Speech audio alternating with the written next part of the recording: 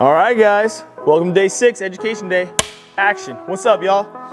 Hey, so what we're gonna be talking about today is kind of correlated off of Wednesday, is the correlation between strength and flexibility, mobility. We talked about flexibility and mobility, kind of broke those terms down and gave you guys some examples on Wednesday, but today we're gonna be talking about the correlation between strength and mobility and stability. So I like to start off, and I've asked this to many people when they come in for consultation or we start the assessment or as we begin this journey of knowing one another and the questions they have to learn. Because when you come here, the goal is for you all to learn, right? That whole quote essentially of, you know, you teach a man or you give a man or woman fish, they eat for dinner. But if you teach them to fish, they eat for life. That's what we like to do here. So here's another question I ask people when they ask about, you know, mobility, stability, and strength and so forth, right? And usually it comes down to, I can't touch my toes, or a parent will be like, my son or daughter can't touch their toes. I'm like, okay, well, let me ask you guys a question. Have you ever run on concrete? And they'll be like, yeah, we've run on concrete. Okay, cool. Have you ever done a sprint on ice? They looked at me kind of weird. I'm like, I'm sorry, that was dumb of me, right? Have you ever stepped on a patch of ice? And they'll be like, yes, I have. And I ask them, what does your body do when you step on a patch of ice? And they're like, well, I try not to fall. I'm like, okay, what do you do to try not to fall? And they're like, I don't know, like you tense up. And then they're like, yes, we do tense up. Why is that? When we step on a patch of ice, our body tenses up. Why is that? That's because it's an unstable surface. It's something that we can't control our body on. We don't have this feedback to be able to push and use friction like on concrete, turf. That's why we're cleats in sports and so forth. And like, oh, that makes sense. The same thing happens when it comes to mobility or flexibility within your body.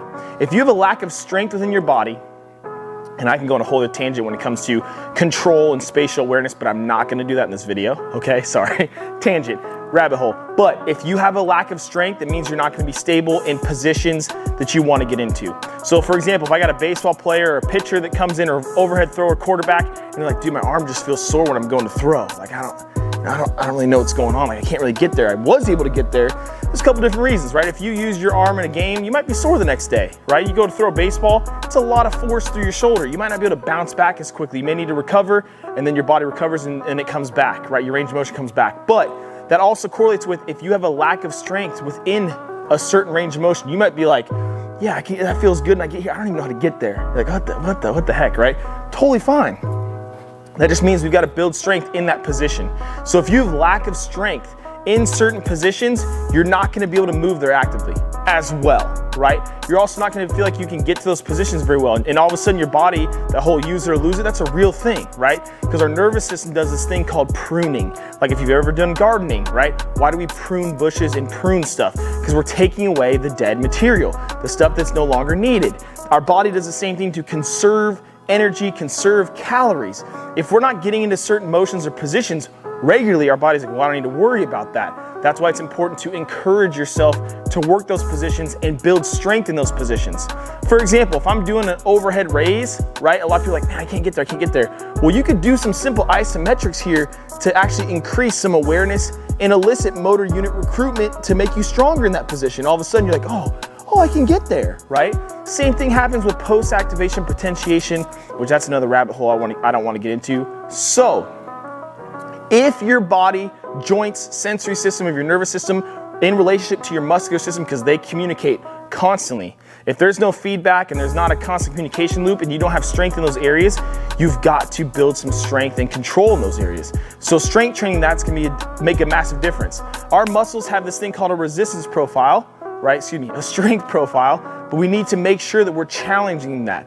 If I get into a fully lengthened position and I try to do a curl from here like this, that's a lot hard, and I got a cable going this way, that's a very hard position for me to curl from. So I might need to lighten the weight, but then I get to midway and it's like, oh, it's easy. Then I get to shorten, now the cable's here, and it's like, oh, that's even easier, right?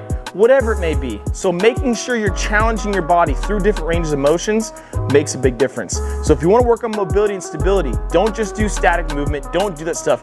Use isometrics, do strength training, and you will start to notice that you're moving better, and along that too, feeling better, because one, you've got better control of your body, right? Same thing happens when we first start driving a car. You first start driving a car, you're like kind of weird and like, I don't know, blinker, not blinker, and you're kind of stiff, and now you've been driving for so long, you've been so used to doing that task that it's like, oh, one hand, one hand, right? Change the radio station, one hand, when it's like, no, 10 and 2, right? But I'm just saying, the more you get used to training those things, building awareness and also strength, it's gonna help you achieve and move better, and it will help your mobility and your ability to flex into positions or your flexibility. Hope that makes sense, guys. I will see you guys next week. Have a wonderful weekend.